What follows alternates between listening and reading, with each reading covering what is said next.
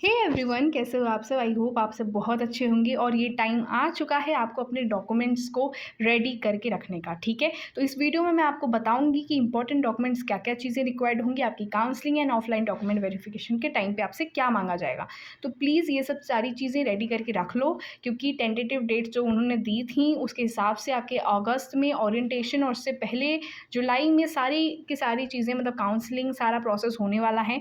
तो मैंने उस पर डिटेल वीडियो बना दी है, नहीं देखा है तो जाकर के देख लेना। बट इस वीडियो में हम डिस्कस करेंगे सारे इंपॉर्टेंट डॉक्यूमेंट जो आपको रिक्वायर्ड रहने वाले हैं। ठीक है, चलो फिर वीडियो को शुरू करते हैं। तो सबसे पहला जो सबसे ज़रूरी चीज़ है वो आपको 10th की मार्कशीट रिक्वायर्ड रहेगी। ठीक है, 10th की मार्कशीट आपको रिक्वायर्ड रहेगी, जिसमें आपका डेट ऑफ बर्थ मेंशन होगा करेक्टली, और अगर डेट ऑफ बर्थ आपका मेंशन करेक्ट नहीं है तो बर्थ सर्टिफिकेट अलग से भी ले लेना। ठीक है, बट अगर वहाँ पे बर्थ मेंशन है अच्छे तरीके से फिर कोई ज़रूरत नहीं है। ठीक है, तो 10th की मार्कशीट आपको रिक्वायर्ड रहेगी, 12th की मार्कशीट रिक्वायर्ड रहेगी, और साथ में आपको टीसी रिक्वायर्ड रहेगी। ठीक है, ट्रांसफ़र सर्टिफिकेट प्लीज़ ले लेना, एंड कैरेक्टर सर्टिफिकेट भी हो सकता है कि वो आपसे पूछ लें, तो कैरेक्टर सर्टिफिकेट भी रख लेना प्लीज़। ठीक है, फिर आते हैं गवर्नमेंट आईडी प्रूफ।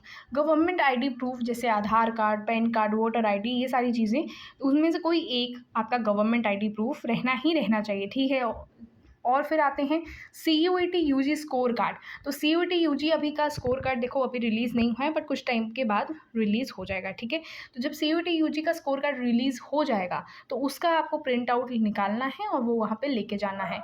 NFSU का एप्लीकेशन फॉर्म, ये जो आप फिल कर रहे हो, ठीक है, जो आप फिल कर रहे हो NFSU का एप्लीकेशन फॉर्म, वो प्लीज़ जा कर के अब उसे प्रिंट आउट कर लेना। ठीक है, और उसे अपने पास रख लेना। फ़ी पेमेंट रिसिप्ट यहाँ पे मेंशन है, बट हो सकता है कि अगर अलग तरीके से काउंसलिंग इस बार अगर हुई तो फिर यहाँ पे अगर आपको ऑफलाइन जाकर के वहाँ पे डॉक्यूमेंट वेरिफिकेशन के टाइम पे अगर आपको फ़ी पेमेंट करना का हुआ तो ये ज़रूरी नहीं रहेगा। बट आप अगर ऑनलाइन कर रहे होगे, ऑनलाइन अगर फ़ी पेमेंट को आपको कहा जाता है तो उस टाइम के लिए आपको फ़ी पेमेंट आप रिसिप्ट जो है अपने पास रखनी होगी। फिर क्या है, पासपोर्ट साइज़ की फ़ोटोग्राफ्स आपको रखना पड़ेगा। ठीक है, ये सारी चीज़ें ज़रूरी हैं। फिर आते हैं हम दूसरी चीज़ पे, क्या है, वो है माइग्रेशन सर्टिफिकेट। ठीक है, जब आप ये आपको स्कूल से ही बेसिकली मिल जाता है, जहाँ से आपने अपना 12th पास आउट करा होगा स्कूल से, तो वहाँ पे माइग्रेशन सर्टिफिकेट हो गया, आपका टीसी हो गया, कैरेक्टर सर्टिफिकेट, ये सारी चीज़ें आपकी स्कूल से ही प्रोवाइड आपको कर लेते हैं। फिर आते हैं गैप सर्टिफिकेट पे। गैप सर्टिफिकेट देखो कंडीशनल है, अगर एप्लीकेबल आप हो, आपने गैप लिया है सपोज़ 1 ईयर 2 ईयर जैसे भी, तो आप ड्रॉपर हो तो आप गैप सर्टिफिकेट आपको लगाना पड़ेगा। अगर नहीं, आप फ्रेशर हो तो बिल्कुल आपको ज़रूरत नहीं है। कैटेगरी सर्टिफिकेट ये भी कंडीशनल है, अगर आप OBC NCR EWS SC ST category से हो तो आपको बिल्कुल कैटेगरी सर्टिफिकेट लाना ही लाना पड़ेगा। ठीक है, AWS वाले बच्चों और OBC वाले बच्चों, ये सारी चीज़ें अगर आप कैटेगरी सर्टिफिकेट ला रहे हो तो आपको मैं बता दूँ सारी चीज़ें लेटेस्ट होनी चाहिए, नई होनी चाहिए। ठीक है, पुरानी नहीं चलेंगी, आपको अभी तुरंत की लानी पड़ेगी जो अभी होंगी। ठीक है, एप्लीकेबल। PWD सर्टिफिकेट भी लग सकता है अगर आप उस चीज़ के लिए कंडीशनल हैं अगर तो। ठीक है, तो ये सारी चीज़ें हैं जो आपको रिक्वायरमेंट रहेंगी, like migration certificate, gap certificate, category certificate, ठीक है, latest category certificate, PWD certificate if applicable, 10th marksheet, 12th marksheet, transfer certificate and character certificate, government ID proof and CUET UG score card, NFSU application form, fee payment receipt and passport size photograph. तो मैंने आपको ये सारी चीज़ें बता दी। ठीक है, चलो फिर नेक्स्ट चलते हैं इंपॉर्टेंट नोट पे। इंपॉर्टेंट नोट क्या रहने वाला है, ओरिजिनल डॉक्यूमेंट्स लेके चलना। ठीक है, ओरिजिनल डॉक्यूमेंट्स के बिना मत चले जाना कि फ़ोटोकॉपी लेके चले गए, ओरिजिनल डॉक्यूमेंट घर पर है, बिल्कुल भी नहीं। ओरिजिनल डॉक्यूमेंट्स लेकर के ही आपको जाना है।